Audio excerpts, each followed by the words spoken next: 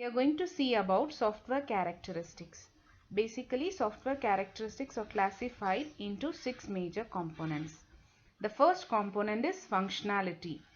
So functionality deals with the performance of the software. How the software works, how fast it calculates. Everything is calculated.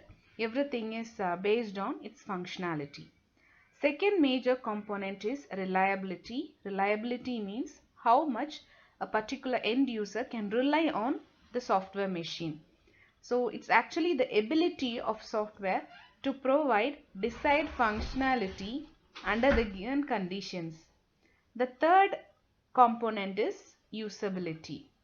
So how much easy a software is to use is measured using usability. That is the characteristic of software. It should be very easy for an end user to use it. It should not be a difficult one. The next component is efficiency. So efficiency is the ability of the software to use system resource in the most effective and efficient manner. So resource of a system is limited, and that limited resource has to be efficiently used by a particular software.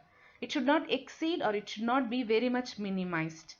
It should be efficiently used. Use the resources that are available for a particular system. The next component is maintainability. Maintainability means after a particular software is developed, it will undergo through maintenance. So during that maintenance phase, the end user, he may be fully satisfied, or he may need some modification in his software. So your software that is being developed by a particular software engineer should be capable enough of modifying. If you need to change anything, it should be compatible. It should accept the change. So that is the characteristic called maintainability. The next component is portability. Portability means a particular software has to be transferred from one platform to another platform with ease. So the particular software developer, if he tries to make the software work in another one platform, means it should accept the change. The next characteristic is robustness. Robustness means if there is any invalid data, if there is any wrong thing that is been happening to the software, means your software should not fail.